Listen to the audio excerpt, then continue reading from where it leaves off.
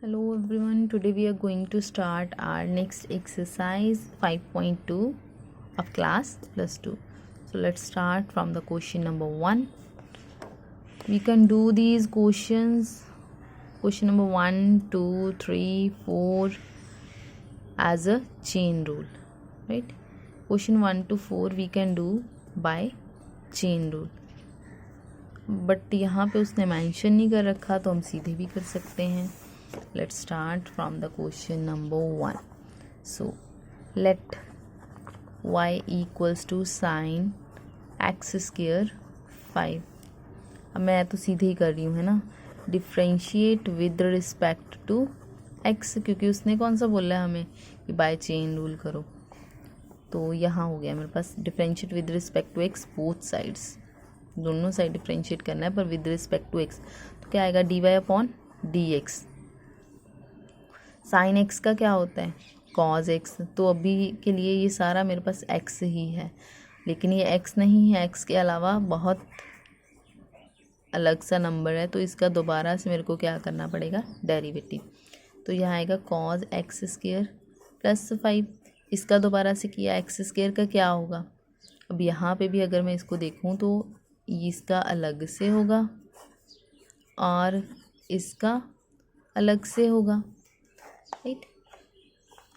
तो ये आएगा कॉज एक्स स्क्वायर प्लस 5.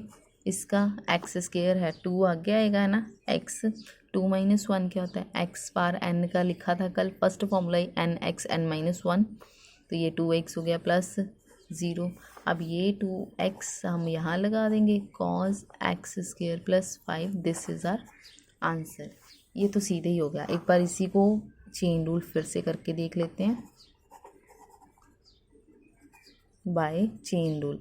अब y is equals to sine x square plus 5 है, तो मैं लेट करूँगी पहले. तो let t equals to x square plus 5. Composite function में जो एक्स्ट्रा लग रहा है उसी को ऐड करते हैं. इसका एंगल है ये. तो यहाँ मैं इसको डिफ्रेंशिएट करूँगी पहले. तो differentiate with respect to x क्या आएगा dt बाय dx कितना हो जाएगा 2x प्लस 0 ही आएगा. और ये क्या बन गया मेरे पास y equals to sine t. इसको विद रिस्पेक्ट टू क्या करूँगी t. Differentiate with respect to t, क्योंकि इस साइड वेरिएबल क्या है मेरे पास t है, तभी मेरे पास एक्स्ट्रा नहीं आएगा. तो क्या आएगा y equals to dy equals to dy upon dt is equals to cos t. अब इसको नंबर देती हूँ और इसको नंबर देती हूँ. हमें क्या चाहिए dy अपॉन dx. तो इनको क्या करना पड़ेगा मल्टीप्लाई. तो dy upon dt into dt upon dx equals to क्या आएगा 2x इंटू कॉस t. तो dt से dt तो कैंसिल हो गया, क्या बचा dy upon dx 2x cos t की वैल्यू क्या थी. ये हो गया मेरे पास चेन रूल, राइट.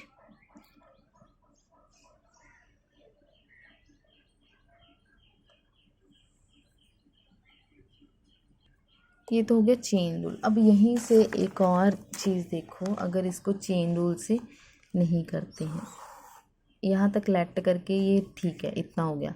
इसके बाद फंक्शन है मेरे पास y, इधर दे रखा है साइन t. अब इसको मैं डिफ्रेंशिएट कर रही हूँ विद रिस्पेक्ट टू x. यहाँ तो मैंने t के साथ किया तो सही है ना. अगर मैं x के साथ कर दूँ तो मेरा इधर बनेगा dy अपॉन dx. इधर आ जाएगा ठीक है cos t. लेकिन यहाँ x नहीं दे रखा है. अगर x के अलावा कोई और वेरिएबल है जिसके विद रिस्पेक्ट टू मैं नहीं कर रही हूँ, तो यहाँ dt ओवर dx आएगा. तो ये dt ओवर dx की मेरे पास क्या है वैल्यू, तो मैं यहाँ पे पुट कर दूँगी आंसर. तो भी मेरे पास क्या आएगा वही आएगा ना. यहाँ मैं 2x पुट करूँगी, यहाँ cos t है, यहाँ मैंने 2x t की वैल्यू मैं फिर से पुट करूँगी, वही आएगी एक्स स्क्वायर प्लस 5. 2x आगे लिखेंगे क्योंकि आप एंगल बना दोगे इसका. तो ये आंसर, राइट. नेक्स्ट है हमारे पास कॉज ऑफ साइन x. तो इसको भी y के इक्वल लेट किया, dy ओवर, अब मैं डायरेक्ट करूँगी, अब दो बार नहीं करवाऊँगी चेन रूल, और उससे एक बार आप खुद करके देख लेना ना। ये आएगा कॉज का क्या होता है माइनस साइन, ये पूरा भी मेरे लिए x है तो कॉज का ही मैंने लिखा है माइनस साइन, ये जैसे दे रखा था उसको वैसे लिख लिया। लेकिन जब x के अलावा कुछ और दे रखा होता है तो मुझे उसका दोबारा से डेरिवेटिव करना पड़ता है, इसका दोबारा करना पड़ेगा। ये तो आ गया। ऐसे ही इसका करेंगे तो क्या आएगा कॉज x, अब ये इसका एंगल बना दोगे, इसीलिए इसको क्या करना है आपने आगे लिख देना है minus cos x into sine of sine x। This is our answer of question number 2। आप लिखते जाओगे यहाँ पे differentiate with respect to x, right. यहाँ लाइन लिखनी है आपने, मार्क्स करते हैं इन चीज़ों की ध्यान रखनी है ये चीज़। ये अब नेक्स्ट क्वेश्चन है, इसे भी मैं लेट कर रही हूँ। यहाँ फिर से लिखूँगी differentiate with respect to x, तो डिफ्रेंशिएट करेंगे साइन का। सबसे पहले इस पूरे को आपने x से ही लेके चलना है, तो साइन का क्या होगा सबसे पहले कॉज x, मतलब ये एज इट इज़। अब ये x के अलावा कुछ और दे रखा है तो इसका क्या करना पड़ता है हमें डेरिवेटिव। तो अब यहाँ पे क्या आएगा कॉज, ये तो ऐसे ही आ गया ax प्लस बी। अब इनका करेंगे अलग अलग, है ना। तो ये आ गया कॉज, ये इक्वल है ax प्लस बी। अब a कांस्टेंट है, x का डेरिवेटिव क्या होता है with respect to x 1, a आ गया प्लस ये तो कांस्टेंट है 0, ये आ गया a cos ax plus b. Numbers पीछे नहीं लिखने हैं क्योंकि आप लोग एंगल बना के क्वेश्चन आपका यहीं पे गलत हो जाएगा, राइट। ये हमारा थर्ड क्वेश्चन था। नेक्स्ट है fourth, second of tan of x, ये दे रखा है नेक्स्ट क्वेश्चन मेरे पास। इसको भी मैं y के इक्वल लेट करी हूँ। अब फिर से differentiate with respect to x, second x का डेरिवेटिव चेक करो क्या होता है। सेकेंड x का derivative second x into tan x, तो यहाँ तो dy अपॉन dx लिख लो। क्या होता है second x into tan x, ये पूरा x है, इसको ध्यान में रखना।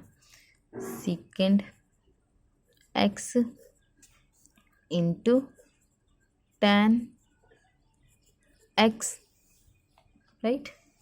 अब x के अलावा इसका दोबारा से derivative,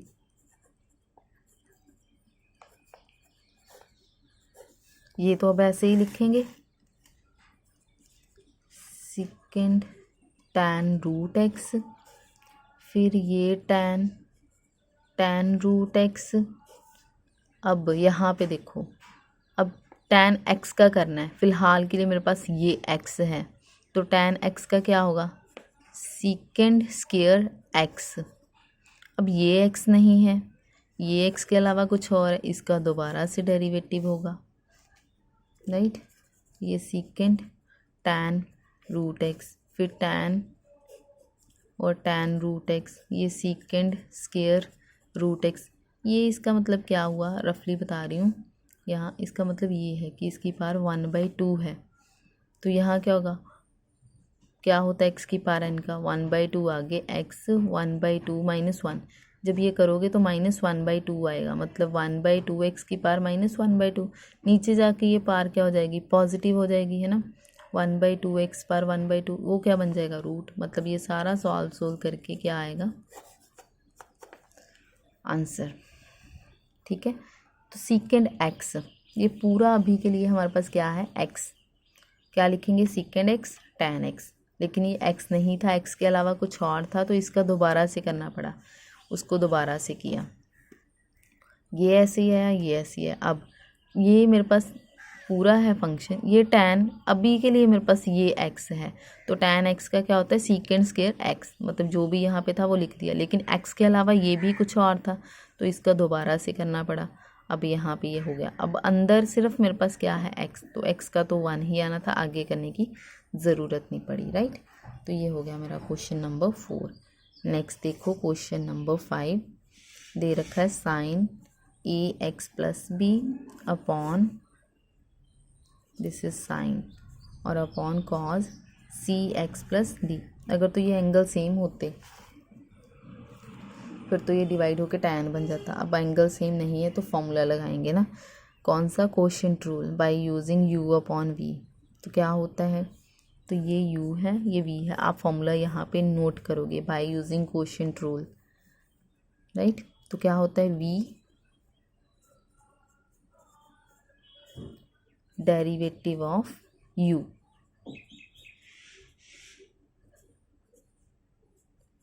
minus u derivative of v upon cos square cx plus d। तो ये तो भी ऐसे ही है, कॉस cx प्लस डी। अब इसका करना है साइन का। अब ये साइन x है, इसको पूरे को x लेके चलना है, तो क्या आएगा, साइन का कॉस हो गया, ये ऐसे ही आएगा। अब लेकिन ये x के अलावा कुछ और था, तो d अपॉन डी एक्स ए एक्स प्लस बी का दोबारा से करना पड़ेगा, माइनस अब ये ऐसे ही इसका करेंगे। कॉस का क्या होता है, माइनस ऑफ साइन एक्स, ये माइनस यहाँ पे क्या हो जाएगा फिर प्लस, एक माइनस इसका आएगा, जो साइन ये आएगा सी एक्स प्लस डी। अब ये भी, अभी तो मेरे पास कॉस एक्स, मैंने इस कॉस का माइनस ऑफ साइन एक्स लिख दिया, लेकिन ये भी एक्स के अलावा कुछ और है, तो साथ में लिखेंगे डी अपॉन डी एक्स सी एक्स प्लस डी का दोबारा से, अपॉन में जो मेरे पास जैसे है उसको मैं वैसे लिखूँगी, कॉस स्क्वायर सी एक्स प्लस डी। अब ये ऐसे ही आएगा, ये ऐसे ही आएगा, इसका क्या आ जाएगा ए, ये ऐसे ही आएगा, ये ऐसे ही आएगा, इसका क्या आएगा सी, वो ए आगे लिख देंगे और सी आगे लिख देंगे, बाकी दिस इज़ आर आंसर। ये हमारा आंसर बन जाएगा, राइट। वो आप खुद कर लेना, आप एक स्टेप ऐड। नेक्स्ट देखो क्वेश्चन नंबर 6। क्वेश्चन नंबर 6 दे रखा है उसने, cos x cube into sine x square. ये अब देखो, ये पूरा एक फंक्शन हो गया और ये पूरा एक फंक्शन हो गया, इसको थर्ड मतलब ऐड कर लेना, ये इसका एंगल ही है, राइट। तो देखो एक बात और, एक्स क्यूब ये एंगल की पार दे रखी है, अगर यहाँ होता तो ये कॉज की भी होती है ना, तो इसका मतलब ये जो दे रखा है ना वो ऐसे दे रखा है, क्योंकि ये साइन स्क्वायर है ऐसे। अब इसको y की इक्वलेट किया, अब ये u हो गया और ये v हो गया। Now we are using product rule. यहाँ फिर से आप लिखोगे प्रोडक्ट रूल यूज़ कर रहे हैं, पूरा फॉर्मूला लिखोगे। अब differentiate with respect to x both sides लिखोगे, तो u एज इट इज़ होता है फॉर्मूले में, डेरिवेटिव ऑफ v इसका, फिर प्लस, फिर v एज इट इज़ और डेरिवेटिव ऑफ u, राइट। तो ये आएगा मेरे पास कॉज एक्स क्यूब ऐसे ही। अब ये एक तरह से एक्स स्क्वायर है, पहले पार आगे आएगी, फिर ये तो ऐसे ही आएगा, अभी पार रिड्यूस होगी, इसका दोबारा से करना पड़ेगा, राइट। प्लस अब ये तो ऐसे ही रहना है, ये कॉज एक्स क्यूब है, कॉज का क्या होता है माइनस साइन, ये अभी पूरा मेरे पास एक्स है तो एक्स क्यूब ऐसे ही लिखेंगे, लेकिन एक्स के अलावा ये एक्स क्यूब दे रखा है तो उसका भी दोबारा से साइड पे हमें करना पड़ेगा, राइट। तो ये हो गया कॉज एक्स क्यूब, 2 आगे लिख लेते हैं ये वाला, तो ये हो गया साइन एक्स पावर 5। अब ये साइन एक्स है, साइन का क्या होगा कॉज एक्स, लेकिन एक्स के अलावा ये फिर से कुछ और है तो इसका दोबारा से करना पड़ेगा, प्लस ये ऐसे ही रहा, साइन स्क्वायर ही बन गया, तो ये प्लस माइनस माइनस यहाँ चेंज कर देते हैं, माइनस हो गया, साइन एक्स क्यूब हो गया है ना। एक्स क्यूब का क्या आएगा 3x स्क्वायर। अब बस इसका रह गया 2 cos x cube sign x power 5 cos x power 5, इसका क्या आएगा 5 इन एक्स पावर 4, बाकी ये तो सारा एज इट इज़ जो जैसे लिखा है वो तो ऐसे ही आ जाएगा हमारे पास। अब 2 5 से इसको 10 कर लो, 10 एक्स 4 आगे ले आओ, बाकी एज इट इज़ जो जैसे है उसको लिख लो। ये 3 एक्स स्क्वायर आगे ले आओ, बाकी जो जैसे है उसको वैसे ही लिख दो। This is our answer of question number 6। So next we have question number 7। Question number 7 उसने दे रखा है 2 cot एक्स स्क्वायर। अब यहाँ पे ये 2 दे रखा है cot एक्स स्क्वायर। अगर मैं इसको देखूँ तो ये मैं लिख सकती हूँ cot एक्स स्क्वायर की 1/2, इसको y के इक्वल ऐड करेंगे तो ये तो कांस्टेंट है, तो बन गया dy/dx। This is constant. इसका करना है मतलब x पावर n हो गया, पहले तो पावर ही रिड्यूस होगी वही 1/2 - 1, लेकिन इसका दोबारा से करना पड़ेगा, है ना। इसका दोबारा से 2 से 2 तो कैंसिल हो गया, इसकी पावर -1/2 आएगी, ये मेरे पास ऐसे नीचे आ जाएगा, नीचे पॉजिटिव हो जाएगी, वो रूट ही हो गया। अब कॉट का क्या होता है, माइनस कोसेकेंट स्क्वायर एक्स, तो यहाँ आप क्या लिखोगे माइनस कोसेकेंट स्क्वायर एक्स। तो ये अभी के लिए मेरे पास x है, लेकिन ये x नहीं है तो इसका दोबारा से करना पड़ेगा आपको फिर से, तो इसका 2x आ जाएगा। अब ये सीधे ही 2x जो है मैं यहाँ लिख रही हूँ, 2x यहाँ माइनस भी आगे लिख दिया मैंने, cosecant square x square upon cot x square. तो ये हमारे पास हो गया answer of question number 7। Next is question number 8, cos root x. फिर से लेट करेंगे y के equal, differentiate with respect to x, यह आएगा dy/dx। ये cos x है तो cos x का क्या बना, पहले सिंपली cos का माइनस साइन। अभी के लिए मेरे पास ये x है तो रूट x, पर ये x नहीं है तो x के अलावा जब भी कोई नंबर होता है उसका दोबारा से डिफ्रेंशिएशन करना होता है। ये तो ऐसे, ये मैंने आपको पीछे करके बताया था, जब इसको डिफ्रेंशिएट करोगे तो ये चीज़ बनेगी। तो ये हमारे पास क्या हो गया, इसका आंसर हो गया क्वेश्चन नंबर 8 का। ये 1 to 8 क्वेश्चंस हो गए। नेक्स्ट हमारे पास है क्वेश्चन नंबर 9। क्वेश्चन नंबर 9 देखो, कहता prove that the function F ये is not differentiable at x equals to 1, कि ये फंक्शन x इक्वल्स टू 1 पे डिफरेंशिएबल नहीं है। अब यहाँ पे फंक्शन हमें एट x इक्वल्स टू 1 पे चेक करना है, डिफरेंशिएबल नहीं है उसने बोला, प्रूव करना है ना। तो यहाँ पे भी नेगेटिव और पॉजिटिव दोनों ही चेक होंगी, तो पहले LHD चेक करते हैं क्या होता है हमारे पास। ये मॉड का फंक्शन है हमारे पास, मॉड का फंक्शन दो तरह से डिफाइन होगा मेरे पास। पहले तो फंक्शन को डिफाइन करो, f(x) इक्वल्स टू, अब x - 1 होगी इसकी वैल्यू और एक होगी ये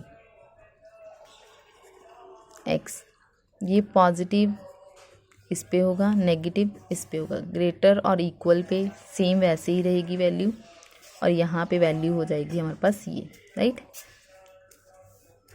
अब यहाँ पे LHD करेंगे कंप्लीट। LHD पे limit x tends to 1, function क्या होता है हमारे पास f(x) माइनस f(c), c मेरे पास क्या है 1, यही वाला फंक्शन यहाँ होता है तो यहाँ 1 आएगा, तो यहाँ x minus c, c means की 1 है ना। अब LHD है तो मतलब 1 नेगेटिव लेके चल रही हूँ मैं, LHD तो यहाँ पे आएगा लिमिट, अब h टेंस टू 0, जब 0 पुट करेंगे तो x क्या बन जाएगा 1 माइनस h, ये f(1) ही रहेगा, तो यहाँ 1 माइनस h माइनस 1, तो 1 से 1 तो यहाँ कैंसिल हो गया।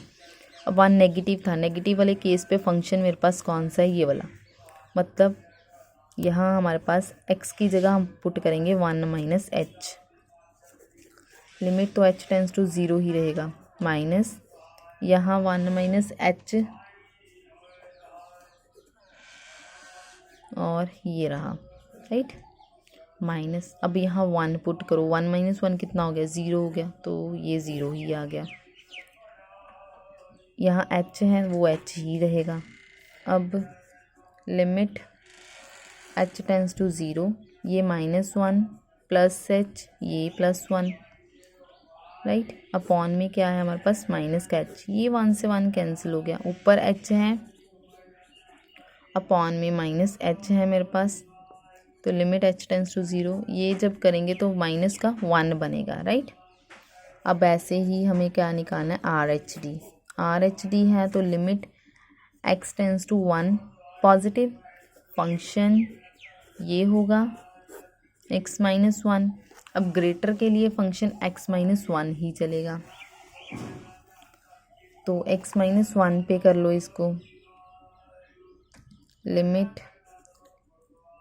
h टेंस टू 0, यहाँ आएगा 1 प्लस h माइनस, ये तो ऐसे ही रहेगा, यहाँ 1 प्लस h माइनस का 1, ये फिर से कैंसिल हो गया। अब 1 प्लस h कहाँ पुट करना है आपको, यहाँ पे। तो यहाँ क्या लिखोगे आप, x -1 है, लिमिट तो h टेंस टू 0 ही है, 1 प्लस h माइनस का 1 माइनस, अब 1 -1 फिर से यहाँ 0 ही होगा, तो अपॉन में पहले ही पुट कर चुके हैं हम लोग, यहाँ पे h ही बचा है, तो ये हो गया 1 से 1 कैंसिल, क्या बचा h upon h, positive. Last time मेरे पास आया था नेगेटिव, अब मेरे पास आया पॉजिटिव, तो LHD नॉट इक्वल्स टू क्या है, hence proved function is not differentiable at x equals to 1। तो ये हो गया हमारा क्वेश्चन नंबर 9। नेक्स्ट देखो question number 10 we have. Question number 10 कहता prove that the greatest integer function defined by this x lies between 0 to 2। अब 2 point दे रखे हैं, एक पॉइंट पे मैं करूँगी, एक पॉइंट पे आप लोग खुद ही चेक कर लोगे। ग्रेटेस्ट इंटीजर फंक्शन हमने पहले भी मैंने आपको समझा दिया है क्या होता है, बताया था आपको। अगर 1.0999 दे रखा है तो वैल्यू 1, मतलब यहाँ पे इसका मतलब क्या है कि 1 प्लस यही हो रहा है कुछ, तो हम लोग ये उठाते हैं ना। अगर यहाँ पे होता मेरे पास 1 माइनस समथिंग, वो समथिंग मैंने आपको बताया था कि h ले लो, वेरी स्मॉल वैल्यू होती है हमारे पास, माइनस करके 0 पॉइंट समथिंग बन जाएगा, मान लो 999 ही बन गया, तो वैल्यू कौन सी होती है इसकी, 0, क्योंकि इसको कैसे लिखेंगे 0 प्लस 0.999, तो आंसर क्या आएगा 0, राइट, ये होती है। तो यहाँ पे अब हमें चेक करना है, कंटिन्यूटी में मैंने आपको ग्रेटेस्ट इंटीजर का फंक्शन बड़े अच्छे से समझाया था। तो अब यहाँ पे मैं फंक्शन आपको दे रखा है, ये मैं आपको एट x इक्वल्स टू 1 पे करके दिखा रही हूँ, 2 पे आप खुद चेक करोगे, राइट। तो x इक्वल्स टू 1 पे ये डिफरेंशिएबल नहीं है, हमें प्रूव करना है इसको भी। तो क्या आएगा हमारे पास, limit x tends to 1 negative, same ही कि limit x tends to 1 negative, फिर पॉजिटिव चेक करेंगे जैसे ऊपर किया ही है हमने ना।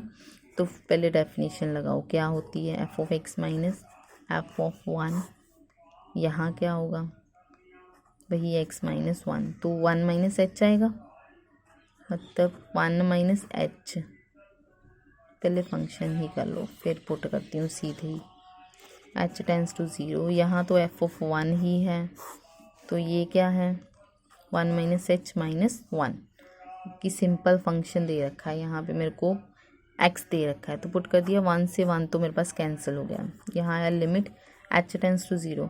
अब ये फंक्शन, अब x की जगह मुझे क्या लिखना है, 1 माइनस h लिखना है, राइट। लेकिन है ये ग्रेटेस्ट इंटीजर फंक्शन में f ऑफ 1, तो अगर ग्रेटेस्ट इंटीजर होल नंबर ही है तो वो होल नंबर ही बन जाता है, तो यहाँ तो 1 ही आ गया, अपॉन में मेरे पास h रहेगा, राइट। अब 1 माइनस h मैंने अभी आपको करके बताया क्या होता है, वो 0 ही आएगा, क्योंकि 1 में से कुछ माइनस होगा, 0 पॉइंट समथिंग बनेगा, तो लीस्ट वैल्यू यही आएगी मेरे पास 0, राइट।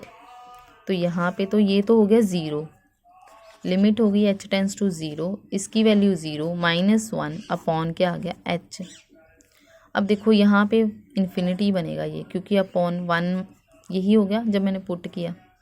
अब एक चीज़ यहाँ पे ध्यान रखनी है, कभी भी मेरे पास 0/0 नहीं बनना चाहिए, इन्फिनिटी अपॉन इन्फिनिटी नहीं बनना चाहिए, इंटरमीडिएट फॉर्म्स होती हैं, राइट। यहाँ नहीं बन रही थी, ये इन्फिनिटी हो गया मेरे पास, तो मैंने यहाँ पुट कर दिया। अगर फॉर्म बनेगी तो मैंने आपको बताया वहाँ पे हमें आगे उसको सॉल्व करना पड़ता है, कि आगे कुछ ना कुछ करना पड़ता है। जैसे यहाँ पे अगर h/h है तो मैं अगर 0/0 पुट करने बैठ जाऊँगी, वो फॉर्म बन गई।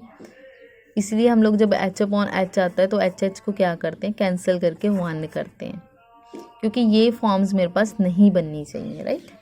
तो ये नेगेटिव हुआ अभी। अब कर रहे हैं हम लोग limit x tends to 1 positive, फिर से वही f(x माइनस f(1) आएगा अपॉन x माइनस 1 आएगा।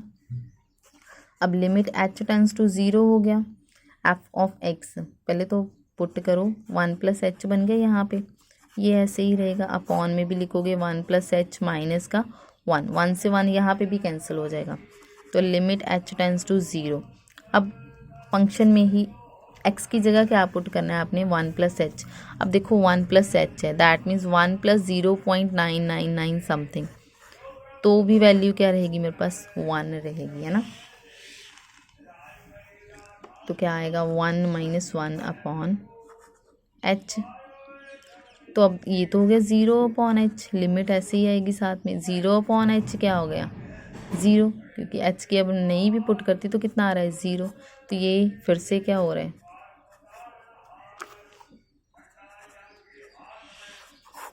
hence function is not differentiable at x equals to 1।